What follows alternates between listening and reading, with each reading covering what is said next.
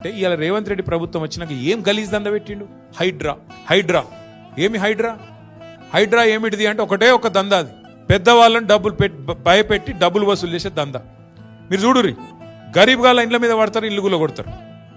ఒక్క పెద్ద ఉందని కొట్టిర్రా?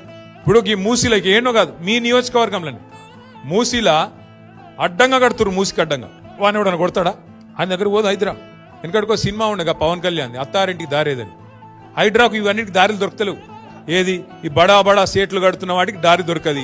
గరీబులది ఆడుంటే ఆడపోయి మాత్రం అర్ధరాత్రి పోయి కొట్టాలి. వాళ్ళ దగ్గర కాగితాలు ఉన్నా వాళ్ళు అయ్యో మా దగ్గర కాగితాలున్నాయి చూడంటే చూడరు, హైకోర్టు ఆర్డర్ ఉందంటే చూడరు, కొట్టిపారేయాలి. వాళ్ళు వీళ్ళేంది ముఖ్యమంత్రి సొంత అన్న తిరుపతి రెడ్డి, ఆయన ఇల్లే చెర్లుంది, ఆయనది మాత్రం ముట్టరు. చూడరు మీరు, జాగ్రత్తగా ఇనురు. పట్నం మహేందర్ రెడ్డి ఉన్నాడుగా, ఆయనది మంచిగా మా చెర్లనే ఉంది కదా గెస్ట్ హౌస్, మరి దాని ఎందుకు ముట్టవు?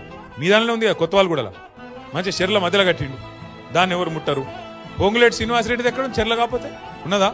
మరి అది ఎవరు ముట్టరు? పక్క కేవీపీ రామచంద్రరావు ఉన్నాడు, ఆయనది ముట్టరు. అంటే పెద్ద పెద్దోళ్ళకేమో హైడ్రా రావద్దు, పెద్ద పెద్దోళ్ళ అడ్రస్ తెలియదు హైడ్రాకు. చిన్న చిన్నోళ్ళు గరీబ్ గాడు చిన్న 60 గదాలు 40 గదాలు 30 గదాలు ఉంటే వాని మాత్రం పోయి కొట్టాలి. అడిగేటోడు లేడు, చెప్పేటోడు లేడు, ఇష్టం. పెద్దోళ్ళ దగ్గర పైసలు దొబ్బాలి, బెదిరియాలి, చిన్నోళ్ళకి మాత్రం ఈ రకంగా కూలగొట్టి ఎందో చేస్తున్నట్టు పోజులు కొట్టాలి. ఇదేనా హైడ్రా? ఎందుకు కుప్పగులింది ఇవాళ రియల్ ఎస్టేట్? ఈ దిక్కుమాలిన ఆలోచనలు, ఈ దిక్కుమాలిన విధానాలతో బెదిరించుడు, చెవి పెట్టి పిండుడు, స్క్వేర్ ఫీట్ కింద రేటు పెట్టుడు, ఎన్ని గలీజ్ పనులండి ఈ రాష్ట్రంలో ఈ 2 ఏళ్లలో.